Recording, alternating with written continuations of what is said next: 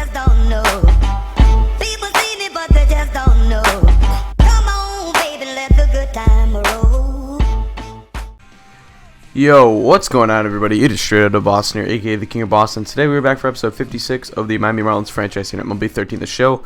I apologize for not having this video out yesterday. I was planning on doing the commentary on Sunday night and rendering it out overnight so I could post on Monday, but I went to the Red Sox game Sunday night and I got back and it was a little bit crazy and I was all hyped up and I lost my voice from screaming so much, so I just decided I would post it the next day. So here we go, taking a look at our postseason roster.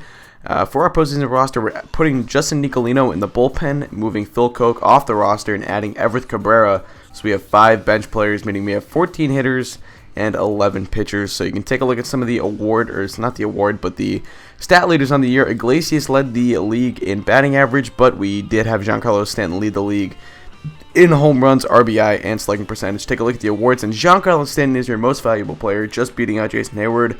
Congratulations to him. It's the first MVP in our series, and check this out. This was weird. Gold Glove third base. Steven Proccia and Lyle Casilla got there, but neither of them played first base for us this year. Neither of them played third base for us. They all played first base for us most of the year, so it's a little bit weird, but we're taking on the Mets. They were the wild card winner. We ended up with the best record in the NL, going 96-66, and the Mets beat the Braves in the wild card game. We avoid a third straight postseason with the series against the Braves. And we're taking on the Mets. Take a look at the roster there. And here we go, Sim, in the first few games. As always, we lose the first game. We win the second one. And in game 3, we end up winning it 11-7. That's a huge pivotal win. So now we are still in New York for game 4, but we're up to 1 and we have a chance to clinch the first elimination game of the series. It will be Matt Harrison versus Adam Morgan. And this should be a good one in New York. They're fighting for their playoff lives in their first postseason appearance since, I believe, 2006. No, they haven't made it at all during this series, and I believe their last postseason appearance in real life was the year they made the NLCS and lost in 7 games to the St. Louis Cardinals. But they are back, and they look to be better than ever with some of their pitching. We'll see. They're going to be a very tough out. Adam Morgan on the mound, a very good southpaw, poses a tough test for this Marlin lineup. And Matt Harrison's going to be a sturdy pitcher as well. I mean, obviously he's a proven postseason performer, and we'll see if he can continue that postseason success heading into the 2017 postseason now, or 2018? I think this is 2017, but take a look at the lineup for the Marlins today. We got Iglesias, Bogarts, Brantley, same as usual from there, Stanton, Machado, Garcia, Proccia, and Montano. Proccia in there as well as Garcia against the lefty.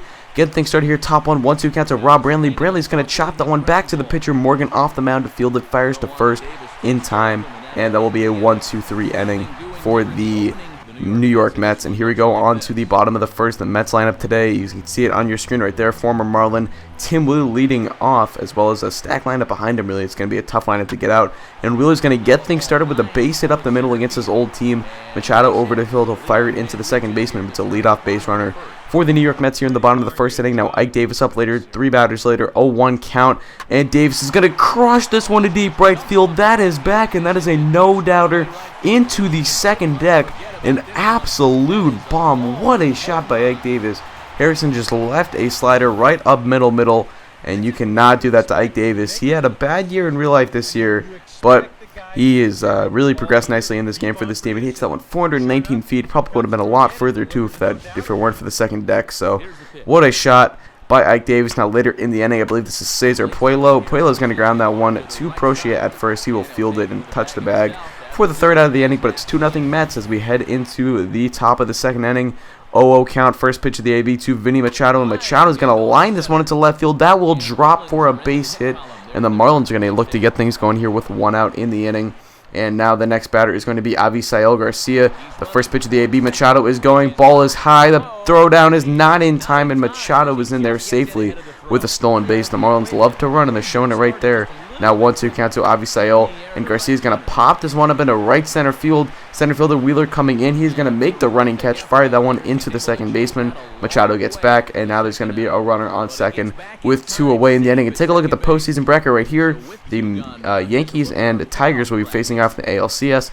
And in the NL side of things, the Cincinnati Reds await the winner of this series. Steven Proccia up, and Proccia is going to walk on 5 pitches right there as he takes ball 4 inside, and that's going to set up first and second with Alberto Montano up at the bat. The Silver Slugger winner for second baseman in the NL gets it done right here, getting that one into the gap. Proccia rounding third, he's going to head home. He will score, and it's going to be a 2 RBI triple for Alberto Montano.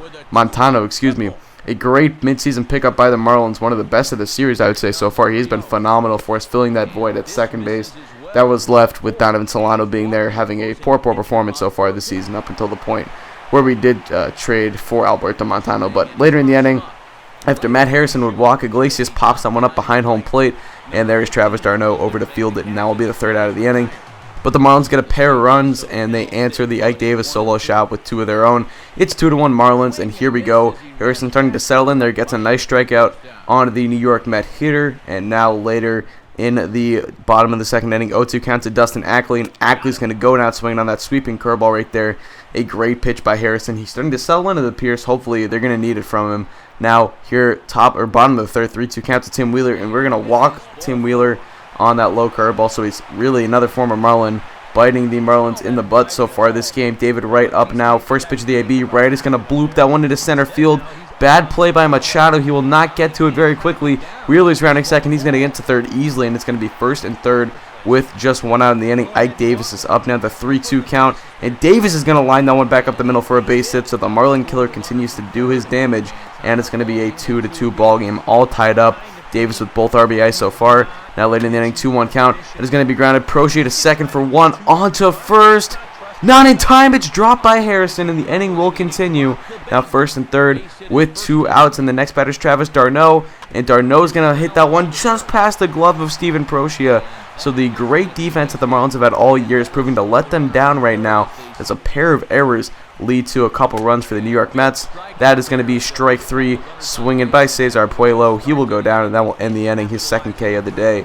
But a couple of runs for the Mets, and 3-2 Mets on top in this ballgame. Now here we go, top 4-2 count to Steven Prochet. Prochet smacks this one to deep right field, and that one is off the wall and not gone. It's a ground rule double. I thought this was an interesting play. We'll take a look at the replay, see where this hits off the wall. And I think because it was to the right of the where the little corner is, that's why they ruled it a ground rule double. I'm not really sure if any of you Mets fans are out there and know kind of the ground rules with the stadium. Let me know, because I had no idea why that wasn't a home run. But that's a base hit into right field. We're going to have to hold Prochet at third, which stinks because the next batter is going to be Matt Harrison. But either way, we got first and third with 2 outs. 0-2 count to Matt Harrison.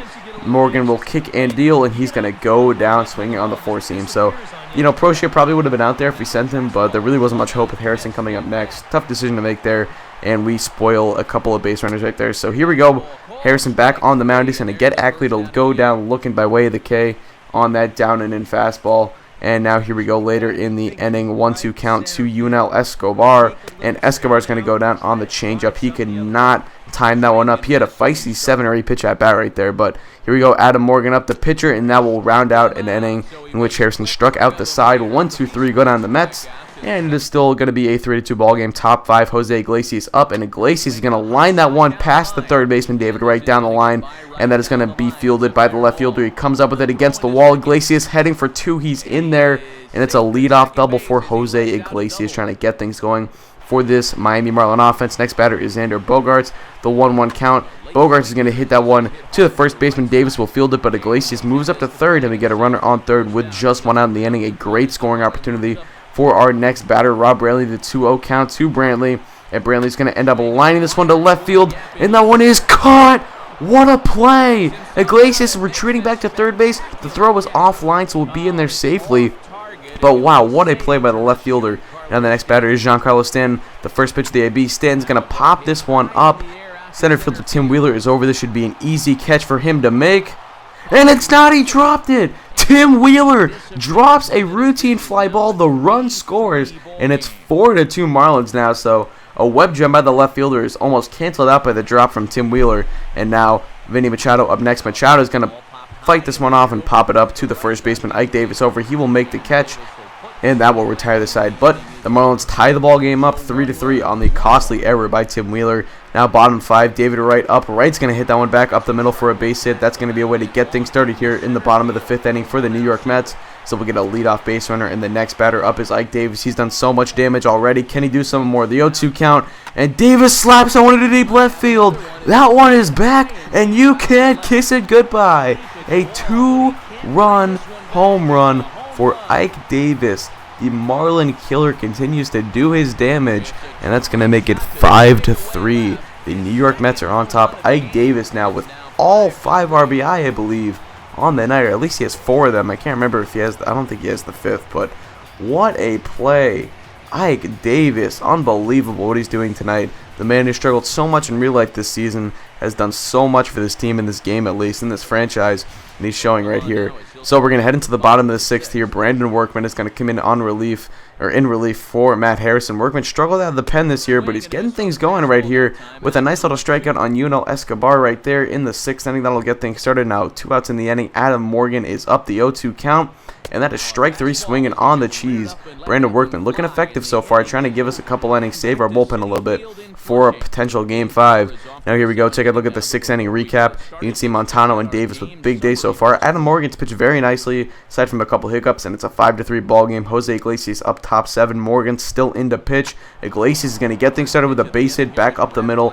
And here we go. We got a leadoff base runner coming in for the Miami Marlins, and that's going to do it for Adam Morgan. His day will be done, but an impressive 6 innings from the youngster, and he will hand it over to the bullpen as Joe Bland's going to come in. Bland's had an effective postseason so far, but he's not a very highly rated player in this ballgame. Let's see if we can take advantage. Iglesias is stealing, and that is going to be grounded to left field for a base hit. Iglesias will hold at second, but the hit and run works, and we get runners on first and second with no outs. 0-1 count to Rob Brantley, and Brantley's going to end up bouncing this one to the pitcher. Blandon will throw to first, and runners advance, so it's second and third with just 1 out. Gianco is standing up next. He would not have anyone else up right now if you're a Marlin fan, but Stanton pops that one up.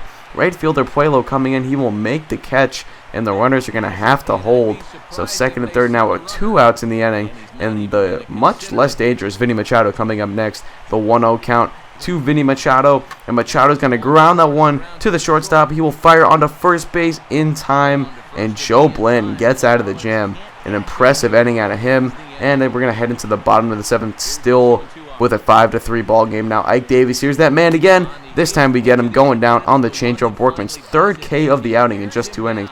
An impressive outing for Brandon Workman. He would be done. We're heading to the bottom of the 8th. Luis Gonzalez is going to come in for the Marlins. Their closer at the moment, the 0-2 count to the New York Met batter, and he's going to go down swinging on that slider right there. So Luis Gonzalez gets his first strikeout of the evening, and that would be his only one. He would pitch a 1-2-3-8. So we're headed to the 9th. Brandon League is going to come in, not Neftali Feliz. Feliz was the setup man, surprisingly.